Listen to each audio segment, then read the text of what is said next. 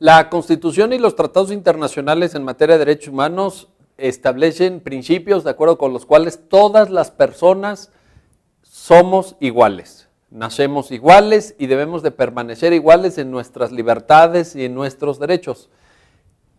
Cuando se vulnera esta igualdad, se dan fenómenos de discriminación. Esta es una palabra que se repite con frecuencia, pero que no siempre es bien entendida. ¿Qué es la discriminación? La discriminación tiene tres elementos fundamentales. Primero, toda discriminación es un trato diferente entre dos o más personas.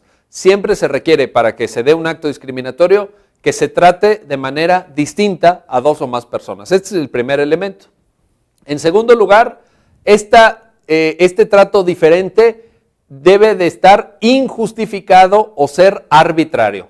Por ejemplo, desde luego que un profesor le puede poner diferentes calificaciones a sus alumnos. Eso no es una discriminación. Hay alumnos que tienen una calificación de 10, la máxima, otros que tienen 8, otros que tienen 6, otros que estarán reprobados.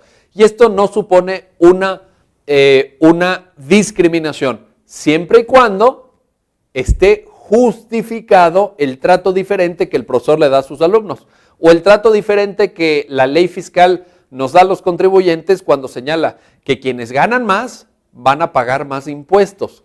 Este trato diferente puede tener justificación, puede estar justificado por distintas razones. Por tanto, la segunda característica para que se dé un acto discriminatorio es que el trato diferente no esté justificado.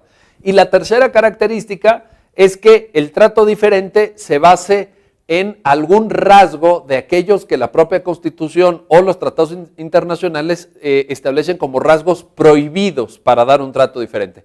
¿Cuáles son? Bueno, por ejemplo, el género. No se puede tratar diferente a quienes pertenecen al género masculino de quienes pertenecen al género femenino. No se puede decir, por ejemplo, las mujeres van a pagar menos IVA o las mujeres van a tener en la clase 2 puntos más solo por ser mujeres, porque eso sería un trato discriminatorio.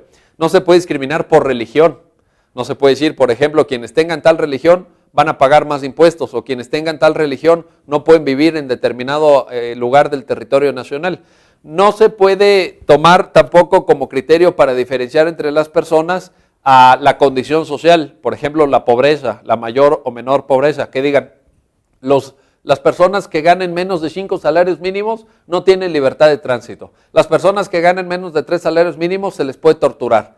Ese sería un trato perfectamente arbitrario y por tanto discriminatorio. Las constituciones, los tratados internacionales establecen una serie de rasgos que no pueden ser tomados en cuenta de las personas para efectos de un trato diferenciado. Y en ese sentido es muy importante precisar que se puede tratar de rasgos naturales de la persona, por ejemplo, nuestro color de piel, por ejemplo, nuestra estatura, nuestras características físicas, o de rasgos que la persona libremente adopta en ejercicio de sus derechos humanos. Por ejemplo, la religión, por ejemplo, la preferencia sexual, etcétera, etcétera. Tampoco con base en eso se nos puede dar un trato diferente. Esos son rasgos que tienen que permanecer, por decirlo así, invisibles en las formas de convivencia que desarrollamos cotidianamente.